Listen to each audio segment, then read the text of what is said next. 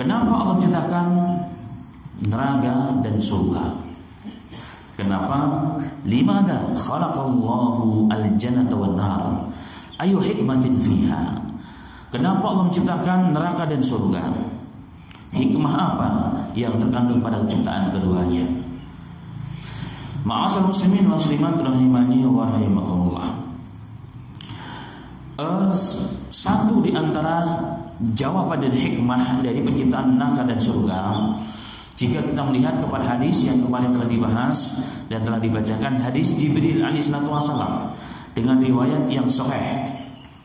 Hadis Jibril alaihissalatu wassalam dengan riwayat yang sahih, bahwa ketika Allah Subhanahu wa taala selesai saja menciptakan surga, maka Allah Subhanahu wa taala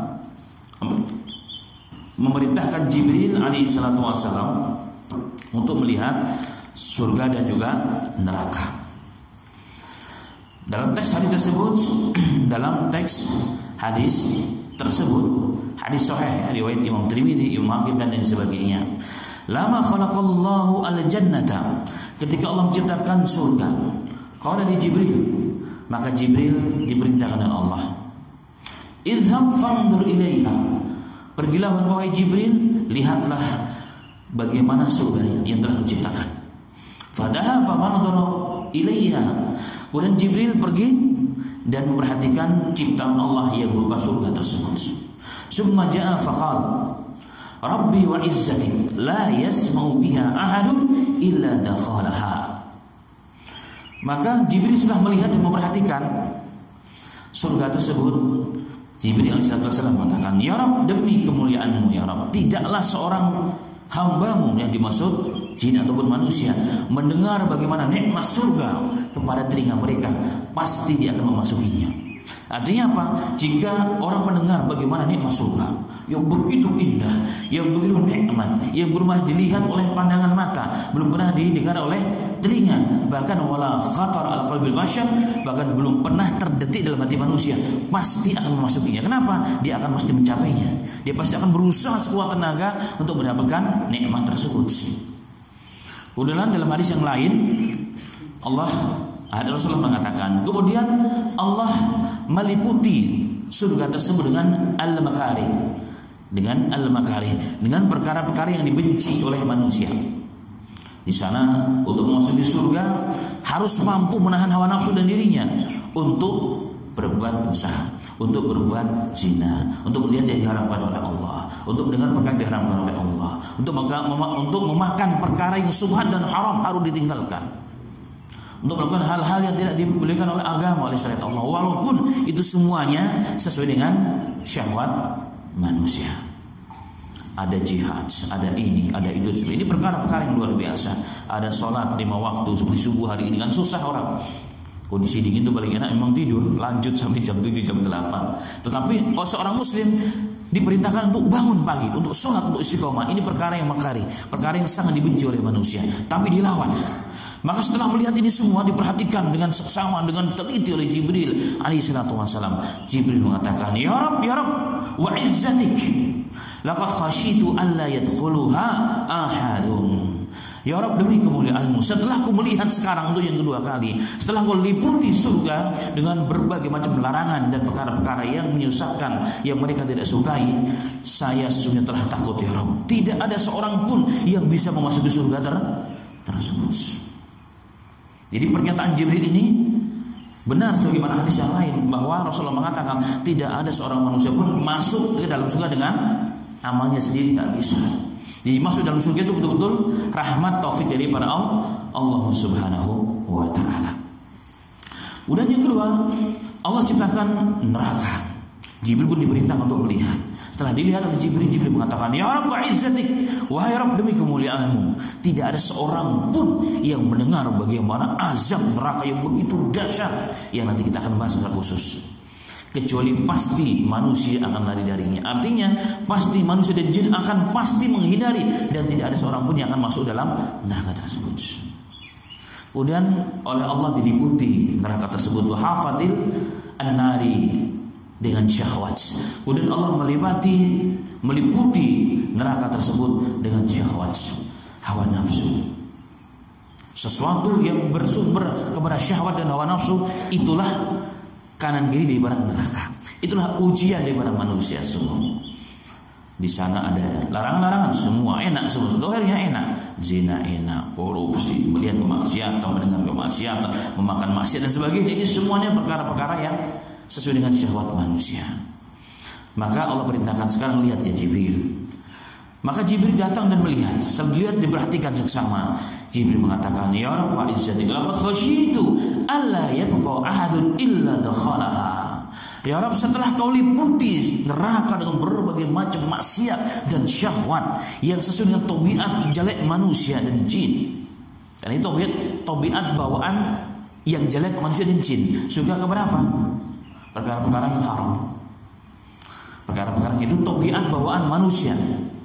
Maka Jibril mengatakan, ya Rabb, aku takut ya Rabb, jangan-jangan tidak seorang pun dari hamba-hambamu yang dapat selamat dari neraka. Itu fakta hari ini, maksud muslim. Tidak ada orang yang bisa menghindar 1 hari saja, nggak usah 1 hari, 1 jam saja dari tidak berbuat dosa. Siapa yang selamat?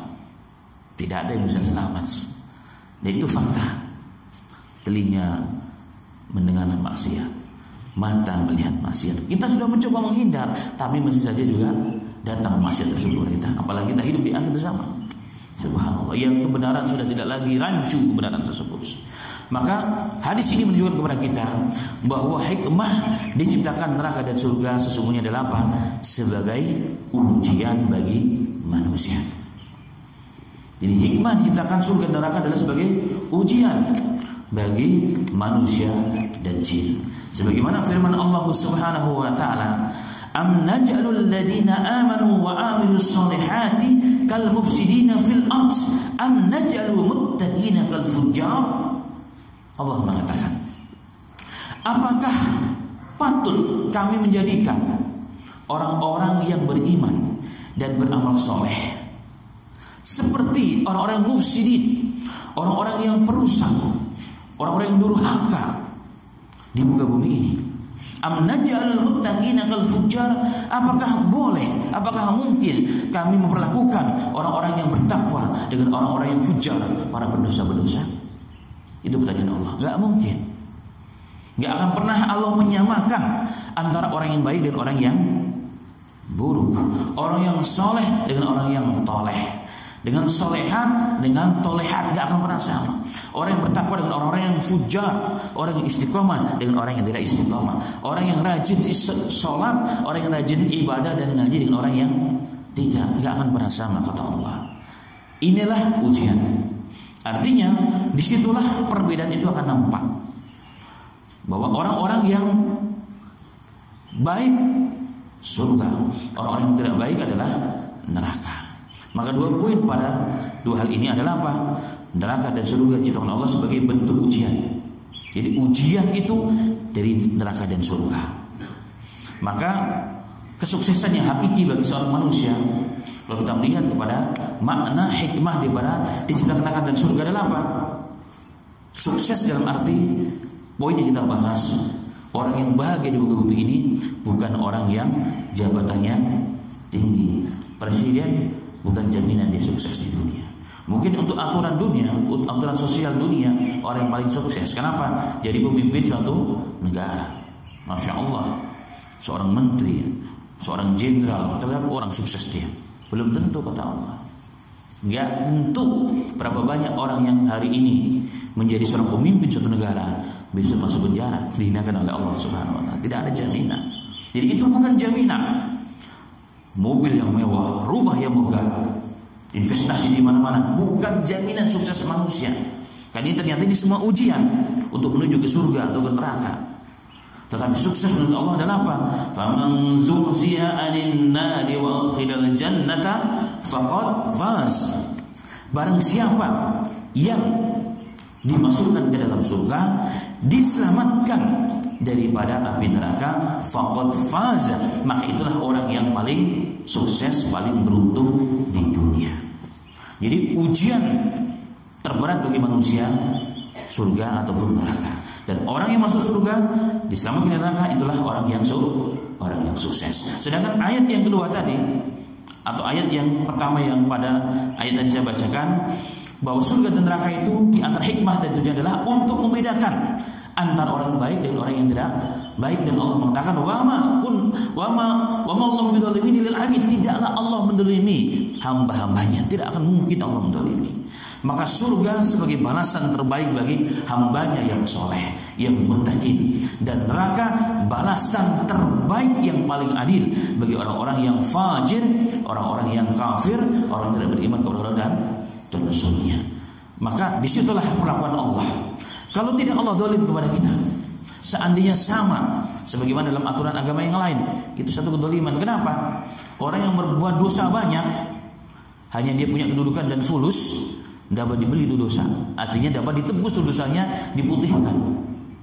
Enggak berlaku dalam Islam. Kalau begitu Islam agama itu adalah satu kedzaliman.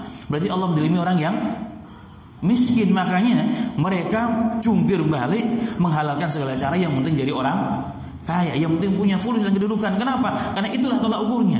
Dengan fulus semua bisa dibeli, termasuk surga, termasuk pengampunan dosa bisa dibeli. Tidak berlaku dalam Islam. Inilah satu di antara bentuk adil Islam, keadilan Islam, bahwa tolak ukur keadilan itu adalah Allah Subhanahu wa taala akan membalas dengan perbuatan dosanya masing-masing. Yang baik surga, yang tidak baik nerakanya Allah Subhanahu wa taala. Tanpa itu manusia tidak akan bisa dilihat kualitasnya.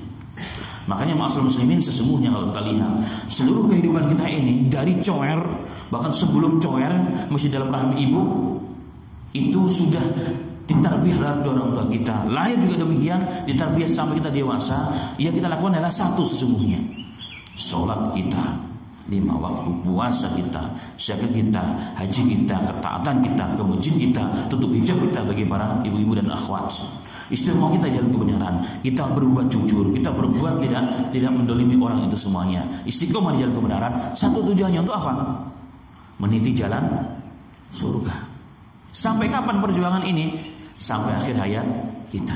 Menjauhkan dari perbuatan yang tidak baik, perjuangan yang tidak ada ujung dan pangkalnya, hingga sampai nafas terakhir yang keluar dari diri kita, sampai ruh kita dibawa oleh Allah. Itu perjuangan supaya kita masuk dalam surga. Itulah ujian yang tidak ada habisnya, ma'asyiral muslimin.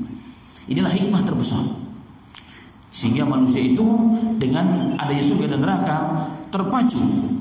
Ada semacam namanya cambuk jemeti, supaya kita tetap istiqomah, supaya semakin kencang ibarat kuda itu berlari, supaya kita dapat mencapai derajat manusia tertinggi. Yang terakhir, dengan adanya surga dan neraka, maka tercapailah maksud penciptaan manusia dan jin. Apa maksud penciptaan manusia dan jin? Semua faham. Allah mengatakan, "Wa ma khalaqtul jinna wal insa illa liya'budun." Tidaklah menciptakan manusia dan jin kecuali untuk beribadah kepada Allah, untuk mentauhidkan Allah, untuk mengenal Allah Subhanahu wa taala. Tanpa ada surga dan neraka, maka hal ini tidak akan pernah tercapai. Maka maksud tujuan penciptaan manusia dan jin tidak akan pernah tercapai jika Allah tidak menyiapkan surga dan neraka. Kenapa? Karena orang akan berbuat seenaknya sendiri. Tidak ada ujian, tidak ada target hidup itu mengalir begitu tiba-tiba habis mati. Sama maaf, sama orang yang tidak beriman kepada Allah, hidup mereka begitu. Hanya kerja, meninggal dunia, selesai. Berangkat pagi pulang malam. Artinya mencari kerja untuk supaya dapat fulus banyak. Dengan fulus, apa yang mereka yakini, kita bisa beli apa saja. Maka surga mereka ketika fulusnya banyak, neraka mereka ketika tidak punya fulus. Itu tujuan orang non-muslim. Kenapa? Karena mereka tidak punya tujuan hidup yang abadi, tujuan hidup yang sangat mulia, yaitu mengenal dan ibadah kepada Allah Subhanahu wa taala. Maka surga dan neraka diciptakan oleh Allah, yang terpenting adalah apa? Agar maksud ciptakan manusia dan jin itu tercapai. Itulah hal yang sangat penting yang harus kita selalu ingat. Jadi neraka dan surga menciptakan minimal ada 3 hal tadi. Pertama, ujian. Yang kedua, sebagai bentuk keadilan Allah, untuk membedakan mana yang benar, mana yang tidak benar, mana yang soleh, mana yang tidak soleh. Yang ketiga adalah apa? Agar maksud tujuan manusia dan jin tercapai oleh manusia dan jin itu sendiri. Nah, tanpa itu maka tidak ada makna kehidupan ini. Maka tidak ada makna usaha kita untuk bertumus-lumus di dalam mujahadah, di dalam menjalani kehidupan yang fana dan sementara ini.